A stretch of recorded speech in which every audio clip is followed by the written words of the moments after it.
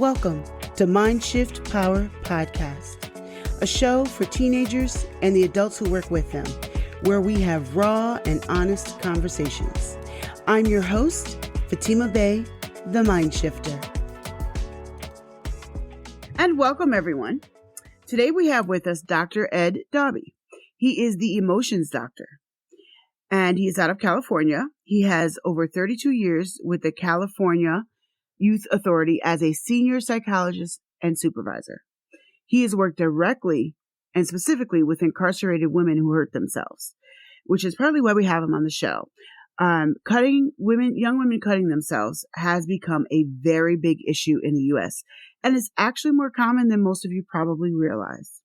So this particular episode is meant to address this, and this episode is specifically for cutters and those who care about them, whether you're parents, grandparents, counselors, siblings, whichever applies. So how are you doing today, Dr. Daube?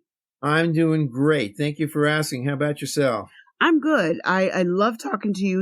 Your wealth of understanding is really, not just knowledge, but understanding is really fascinating. So I'm looking forward to this conversation. As in my usual fashion, I like to dive right in. So start off by just telling us what a lot of people around them don't understand. Why do young women practice self-harm? Well, the short answer is that women who self-harm are attempting to substitute physical pain for emotional pain. It's distraction is what they're doing. Instead of, it's difficult for them to feel the emotional pain because that hurts and it's hard to deal with. So they substitute physical pain, which is more direct, clear, and in the moment. That's something that I think a lot of people don't understand, because I will say that when people look at young girls, especially adults, and they look at young girls who are cutting themselves, like, why is she doing that? Is she crazy? What's wrong with her? And hearing what you just said makes logical sense. But I think some people still don't get it. But you're right. That is the short answer. But let me ask you this, because there are lots of other substitutes for not dealing with our issues and not dealing with pain.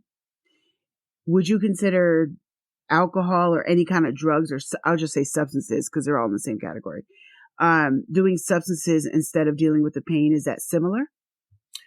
I would say it's very close because it's a distraction. When you use weed or you drink alcohol or whatever it happens to be, you're numbing your senses so that you don't feel whatever's going on emotionally. So yeah, it's probably very similar. Yes, I want to point that out because I know many of the listeners are just like, oh, well, I don't cut myself, so I don't know if this applies. Yeah, but you're doing this other stuff. It's the principles behind it still apply. And why do you think that there are, as I just said, there's weed, there's alcohol, there's all kinds of pills and drugs. There's a lot of things that people do to try to pacify the real issue instead of dealing with it, or to try to ease the pain, so to speak. Why is cutting themselves very often the choice of harm? To answer your question, if you think about it, when you hurt yourself, you bump an elbow or you do something else physically, the pain is immediate, it's intense, and it grabs your attention. Ah, okay. And that's what's the reason why women will substitute physical pain for emotional pain, because it's very clear and present, and it grabs their attention, and it takes their attention away from the emotional pain and the issues that they're facing that's leading to the pain that they're feeling emotionally. Oh, very good point. Very good point. I like that deeper dive into that. And there's something else that's important to understand. Mm-hmm. When a woman cuts on herself or does whatever she does, she is doing the best she can in the moment in order to cope. It's not the best possible action to be taken, but it's the best action that she knows how to take, which is why she's doing it. Good point. Very good point. I think that's a good point because, again, when it comes to the judgment of young women that do this, it can be pretty intense, and trying to look at it and for people to try to understand instead of judge, I think is more helpful. And I think the way you just explained it explains it really well. Now, let me ask you this, because I know you have a lot to say on this. Is self-cutting the same thing as a suicide attempt? No, it's not. Why not? Well, a person who is attempting suicide wants the pain to end. They don't necessarily want to die. They want the pain to end. Mm. And when they're self-cutting, they're exercising the option to, in the moment, substitute, as I said before, physical pain for emotional pain. They don't want to die. They don't want their life to end. They just want the emotional pain to end. So if you think about it, if you think about the action of self-cutting, you want to intervene to take a look at what the issues are that are leading to the emotional pain. Mm. If you think of it as attempting suicide, you're looking at it from a very different point of view. Right. Like they want their life to end. No, they want the pain to end. And anybody who attempts suicide, again, that's an option saying, I want the pain to end, but it's on a different level from the person who is self-cutting. If they were serious about attempting suicide, they would probably use a different method other than self-cutting and inflicting pain. They would take pills or they would do whatever that they're doing. Mm-hmm. They don't want to die. They want the pain to end, the emotional pain, or they want to be distracted from that, which is why they've chosen cutting. Because very often cutting is not lethal. Mm. Yeah, you're right. It's not going to lead to them dying. And that's the difference, if that makes sense. Absolutely. I think it's very important to point that out. And I know you do too, which is, part of the conversations that we've had for people to understand that, because I think sometimes and I'm speaking in general terms across America, in our quote unquote systems, especially school systems, we tend to assume that if they're cutting, that they're trying to commit suicide, and we put them on suicide watch, which does nothing. That's like putting a Band-Aid on your elbow when you stubbed your toe. It doesn't make sense, because it's not dealing with the issue at hand. And I've seen that. And that's an important point, because if I'm dealing with you in terms of you being suicidal, then I have to look at why you are choosing that method to resolve whatever issues you're facing. If I'm looking at your self-cutting as an attempt to substitute physical for emotional pain, then I'm going to focus on what is leading you to feel the emotional pain in the first place and what those issues are. So it's a mindset that I have. Mm-hmm. When you're self-cutting, I'm looking at what issues are giving you the emotional pain instead of focusing on you trying to take your own life. So my focus is different.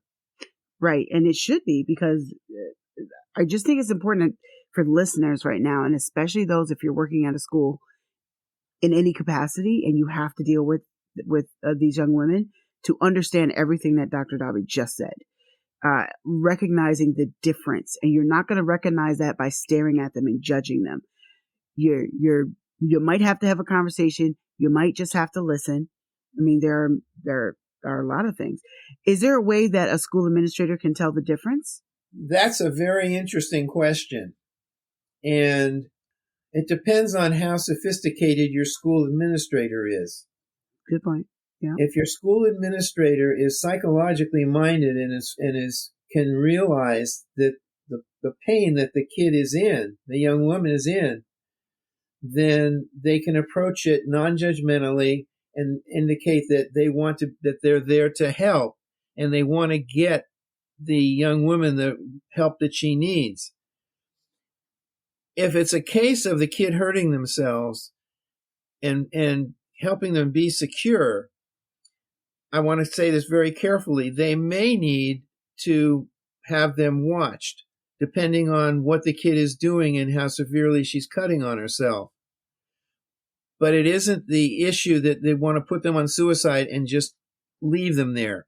Right. You want to work with a kid and help her understand that you're there to help her. And if you can get that across as a school administrator, that's the job you want to accomplish, if that makes sense. That does make sense. And I'm glad that you said that, because I think it needs to be said, because I think there might be somebody listening who has actually seen this happen, where they don't have the right mentality in dealing with the stuff. And they, like you said, put them on suicide watch and just leave them there. And it's, again, you're putting a Band-Aid on an elbow for what? Yeah. And it's not solving anything. And I just wanted to make sure we address that too, because I do know that is an issue. It doesn't get press, but it happens. Yeah. If you're talking to school administrators, I can lay out for you some of the areas where the young woman might be feeling some pain, if that would be helpful. Yeah. Some of the issues where the young woman might have trouble dealing is she might be dealing with criticism from peers. She might be feeling worthless. She might be feeling overwhelmed by stress. There might be too much going on in her life in terms of her coping, or she might be bored. The important thing to understand is that the self-cutting is a sign that alarm bells are going off in her mind. Mm-hmm. And she's having trouble dealing with whatever the issue happens to be. Emotions are signals that things are going on in our life that need our attention. That's what emotions are, and that's why we have them. So if your administrator understands that the self-cutting is telling the administrator, him or her, that this kid is attempting to cope with emotional issues, then the administrator can go in, if the administrator has time, and say, I want to understand. I know I can see that you're hurting and you're doing the best you can to cope with it. Help me understand what you're experiencing from your point of view. What is going on with you that is so bad that you feel you need to cut on yourself in order to cope with it? Excellent. Excellent point. And I'm so glad you said that. And I think a lot of people really need to hear what you're saying, who work with these young women, because all of us who work with these young women, no matter what our capacity is, we all can make a big difference, or we can make a big blunder of a difference.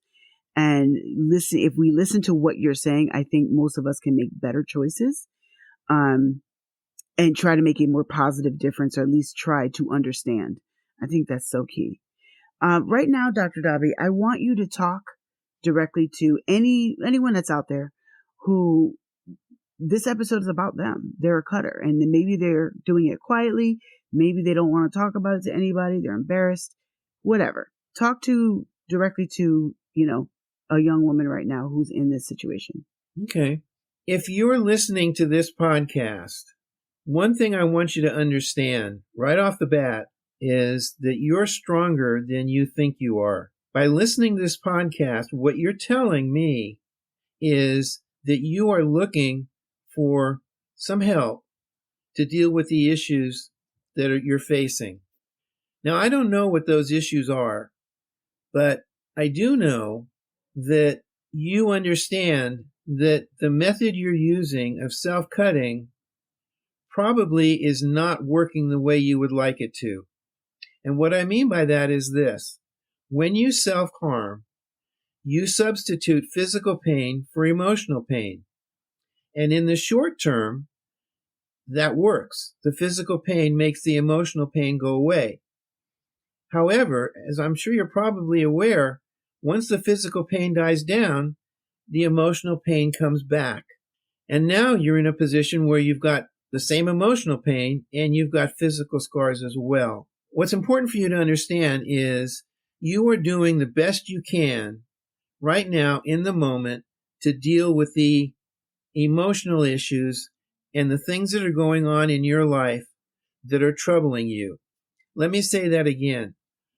You are doing the best you can in order to cope with the issues that you're facing. The challenge is that the method you're using isn't doing what you want it to do. Think of yourself as a project. You're in school and you're given a project that you have to complete for the next day. And you go home and you struggle with it and it's not working. You don't know how to do it. So you reach out and you ask for help. Once you get that help, now you can complete the project. When you think of yourself as a project, what I'm trying to explain is that you have issues you're facing. It might be issues at home. It might be issues at school. I don't know what those issues are. But I'm telling you that there is help that's available for you. If you have access to a computer, you can Google 988 Lifeline, LIFELINE.org. Now, I'm saying this because there are people there that it's a 24-hour line that can help you and give you some resources. That's available to you. I would also say that the issues that you're facing, you can learn to deal with. There are answers and there are resources that you can access to help you deal with those. Once you deal with those issues, the emotional pain will decrease and you won't need to resort to self-cutting in order to substitute the physical pain for the emotional pain. Again, let me emphasize, you're doing the best you can to deal with emotional issues. Dealing with emotional pain is very difficult. It's difficult for a lot of people. And you're using physical pain to substitute for the emotional pain. The long-term solution is to deal with the issues that you're facing so that the emotional pain subsides and you can get on with the rest of your life. I hope that makes sense. Absolutely. And thank you for talking directly to them. This is why I have you on here, so you can speak directly to them. My heart goes out to them and I want to give them all a big fat hug. But sometimes it's good to hear from another voice other than just mine. What can we, those of us who are around cutters, whether it's a niece, whether it's our daughter, whether it's someone at school or sister, whoever, those of us who are around them and we really care and we don't know what to do, what can we do? The important point there is to be non-judgmental and to approach the self-cutter from a point of view of understanding. Yes. And what I mean by that is this. When you start to intervene with somebody who's cutting, their first response or reaction is going to be, you don't understand. Right. And from their point of view, they're absolutely correct. You can't know as a first responder, you can't know what's going on with them from their point of view. And that's the job you want to accomplish. So what you can say is, I can see that you're hurting and I don't know what's going on with you, but I really want to understand and I really want to help. So please help me understand from your point of view the hurt that you're experiencing and what's going on with you, because I really want to help. When you do that, you're being non-judgmental, you're giving them the opportunity to explain to you, and you're saying that no, you don't understand, but you want them to help you help them. Thank you for talking directly to them, because I know that there are listeners right now who really need to hear what you have to say. And I think, as we've both really said in this episode, the biggest key is to don't approach it with an attitude of judgment. Because that's the areas where you want to listen for as a first responder is the self-cutter dealing with criticism? Are they not? Do they feel like they don't measure up? Are they feeling worthless? Are they feeling hopeless? Are they feeling overwhelmed? Is there too much going on in their life? Now, I mention all of those areas not for you to necessarily say, is this what's going on? Is that what's going on? And question it, but just to listen for when she's talking to you, listen for the areas that may be troubling to her so that then you can offer suggestions rather than coming in and saying, well, is it this? Is it that? And here's what you need to do. That's not the way you want to approach it. You want to be a listener initially until you understand before you start giving advice. Yes. Thank you for saying it just the way you said it. Perfect. I also want to let the listeners know that I'm going to add the website that Dr. Daube just spoke of to the show notes or the podcast description.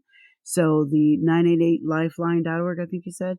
I will be adding that I'll be adding that so all of you will be able to just click on it if it applies. And that way you can, not have to call anyone. You can actually look online and chat with someone if that's easier for you. So, Dr. Daube, tell everyone else, what else do you do? Well, I'm retired from the Youth Authority, so I have a blog with all kinds of information available. I'm retired from the Youth Authority, and I have a blog which is called theemotionsdoctor.com with all kinds of information about various emotions. So that's a resource that's available. You can go up to the index tab in the upper left-hand corner and pull down, and you have access to all kinds of information about emotions. And I do podcasting. That's about it at this point, because I'm retired and taking it easy. I want to add to that. I strongly advise that everyone go to his website and actually look at his blog. What I like about his blog that I find different from others is not only is it good, useful information, but he has topics. You can actually click on topics. You can look at topics about anger, about, I don't know, just name the emotion. He's got a bunch of different ones there. And you can see all the different blog topics that he has without looking through them by date. So I haven't seen too many blogs that are that organized like that. So I think it's good. And it's written in a way that is very simple and easy to read. And I strongly recommend that. It's really, really good. I mean, the stuff that's on his blog, you would usually have to pay money for it to be able to get. So I think it's an excellent place for a lot of you to go. So if you don't want anybody to know that you're looking up stuff, it's a great way to do it. Just go to his website and look at the blog. Well, Dr. Daube, thank you for coming on. It's been a pleasure speaking with you. And I'm truly, truly hope that this episode is a life changer for someone. Thank you. Well, thank you for having me. I hope that the information's been helpful. And just in closing, let me say again to anybody who's listening to this, you are stronger than you think you are. Help is available to you. You need to reach out and realize that there are answers to the issues with which you're struggling. And now for a mind-shifting moment. For anyone listening, I want to plant this thought seed in your head for today. You may not be cutting yourself. You may be instead substituting that with sex, with drugs, with alcohol, or some other substance.